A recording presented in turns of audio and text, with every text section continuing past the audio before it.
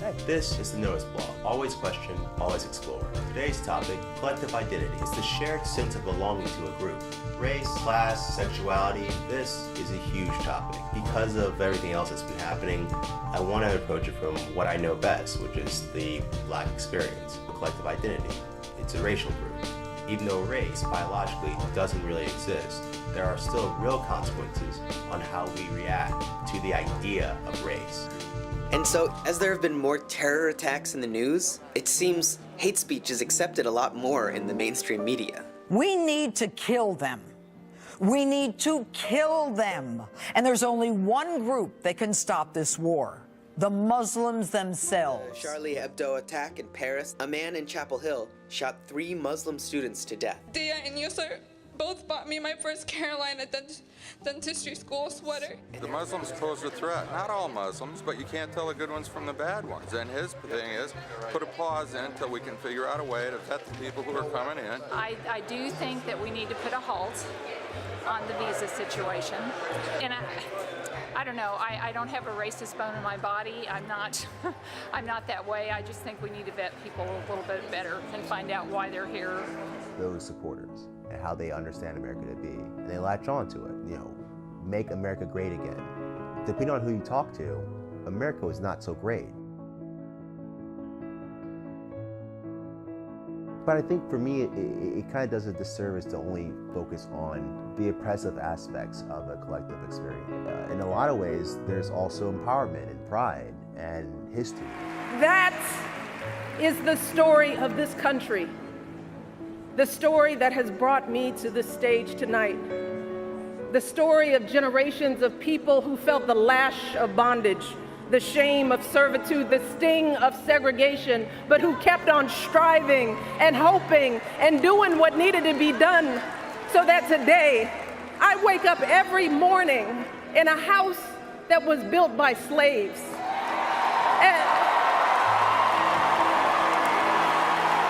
And I watch my daughters, 2 beautiful, intelligent black young women, playing with their dogs on the White House lawn. In the last couple of shoots Elliot and I have done, we've really come across that in a very different way. Made investments in the best shit. Now they see me on some next shit. There they go with the fucking hate. They can't stand to see a nigga doing great. Every day I gotta stand 50 niggas out to give me. Gotta watch the snakes. Gotta keep grinding till I cop a rape. Till 100K is my pocket change. Just to blow it up like another nigga. Hit the studio and start dumping nigga. That's a fact in your mother nigga. You think I care about them other niggas? This right here is for them young niggas. There ain't no limits. Live it up, nigga. When we were at the SOB concert and we were interviewing Yalo, that was still a black experience. What, 15? I jumped on that stage. My very first show, literally, no sweat, piece of cake. I was ready for it, ready for the moment.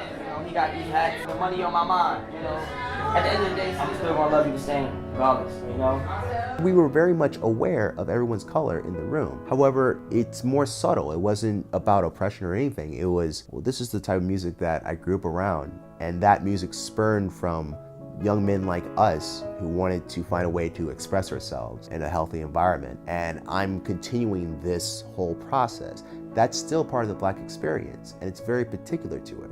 I'm not making music follow the trend. I'm making it for me. I'm making it for people that's gonna relate to me. Never change of who I am.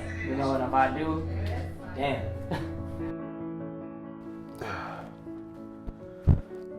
Why is my fly was down?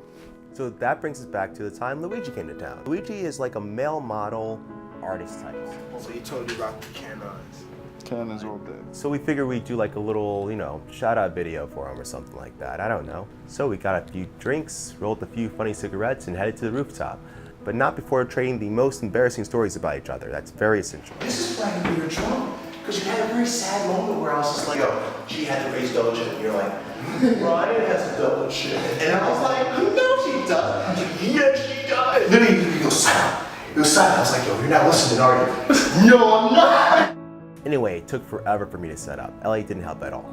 I had no idea really what to do the interview about because we kind of were on a spur of the moment. So I talked about water. It's the only liquid that can expand when it freezes. Everything else contracts. When it goes to a solid state, it floats as opposed to sink. But no, get this. That allows for the fish and animals and everything else to fucking hibernate and live during the winter. Yeah. Had it had any other property? Wouldn't it happen? Nothing's ever simple when you think about it. That's the way. I like it. But the interview got crashed by these guys. We did not know who these guys were, but you know, in the spirit of Brooklyn, we had to talk.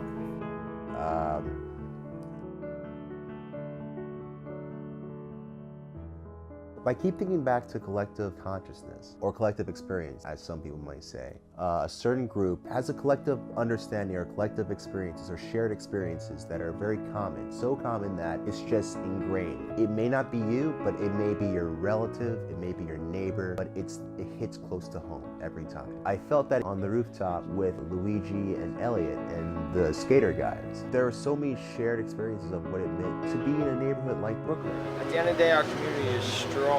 You go through your community and feel like you belong.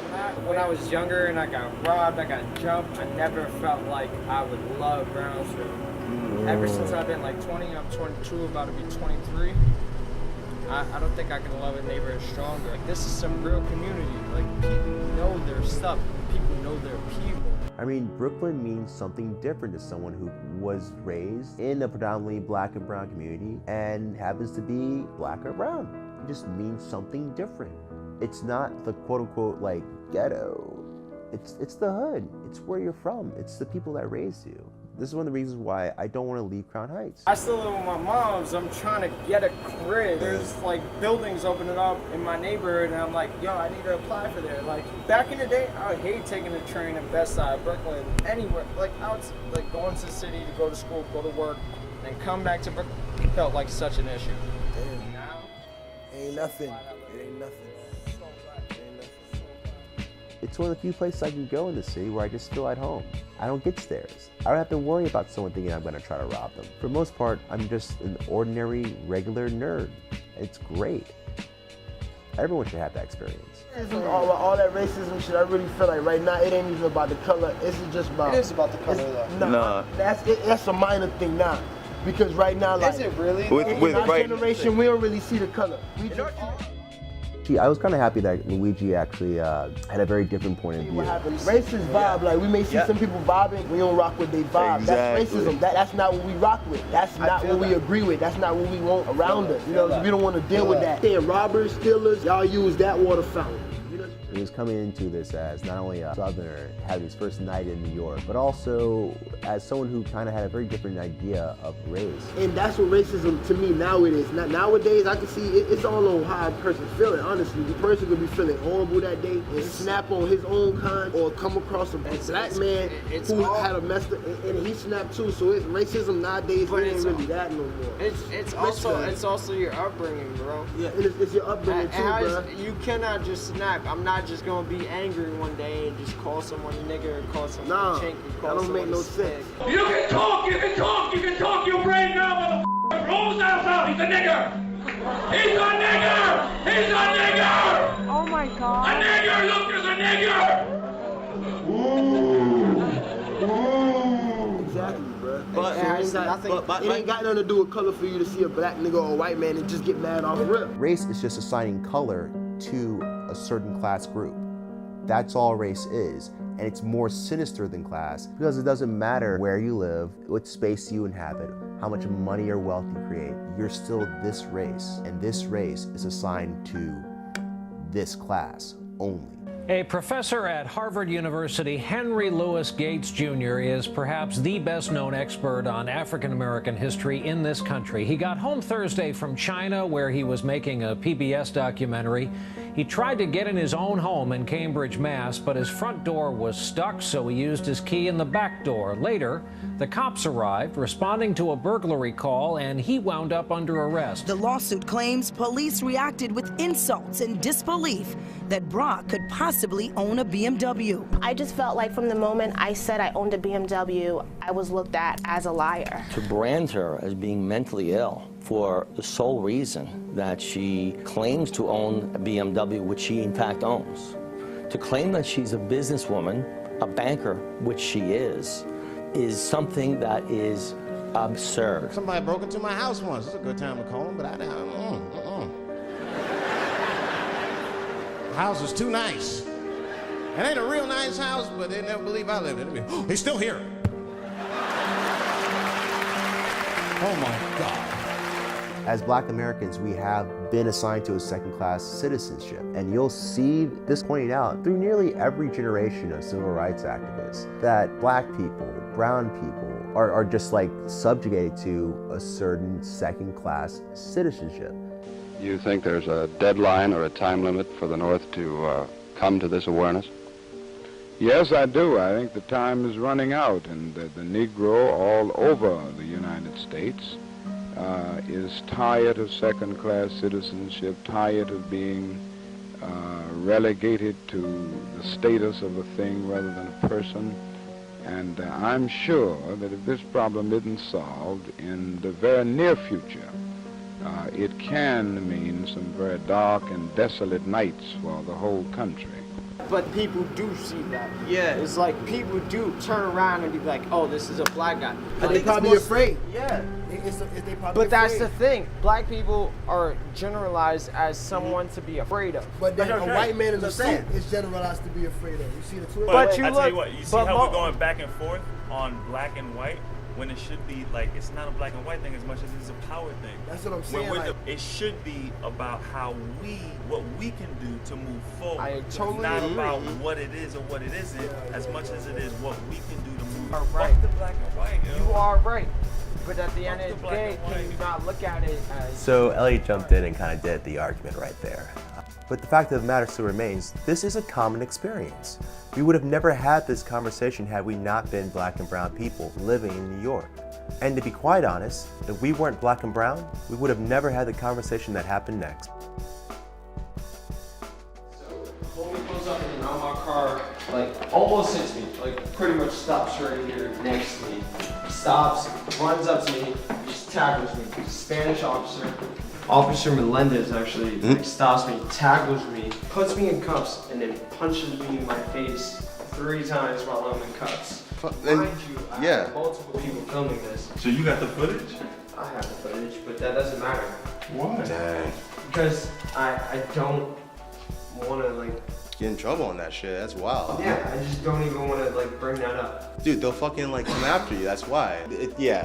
Arrest me, like I go to bookings, whatever. I was beat up by a police officer, so-called. I wish people got into my luck and were just beat up like that. But regardless of the fact, I was beat up by just some random police officer for nothing at all. That is a very specific thing to go through. To be accused of doing a crime that you haven't done. To have someone extort you into submission. To say, listen, you better just go along with it or else it's gonna end badly for you.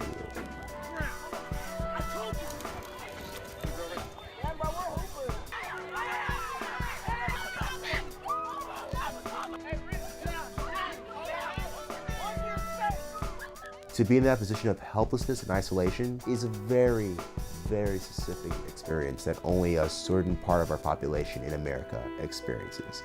Nothing. I didn't do anything to cause harm to anybody. You had the beer in your hand and that was it. It wasn't even open. No, and it wasn't even open. I literally put it down when they came at me. It was like you complied, you did everything, and then they still kind of like... And then when I was in the car, dude that punched me in the face, Officer Melendez, mind you, I would never forget that name or that face. Yo. I'm pretty sure I saw him the other day too. And Chris Sullivan, that's the dude that fucking put me in handcuffs or whatever when we eat you would never forget that name when it's wrong. When you're able to share it with someone and they understand where you're coming from, there's a certain type of empowerment and learning that happens. Like you're trying to figure out, well, what did you do to get by? How did you survive? How did you get through it? What should we do about this? Where does it come from? Why is it happening? So my experience with broken windows policing is very personal. Everyone has fallen a victim to this terrible policy, but it sounds good for people who want to be afraid of minorities and poor, low-income neighborhoods. Personal, at the age of 17, I got 2 plainclothes detectives that jumped out of an unmarked car and I had a gun pointed at my face. Before I even met Elliot, I shot this thing with PROP, the Police Reform Organizing Project.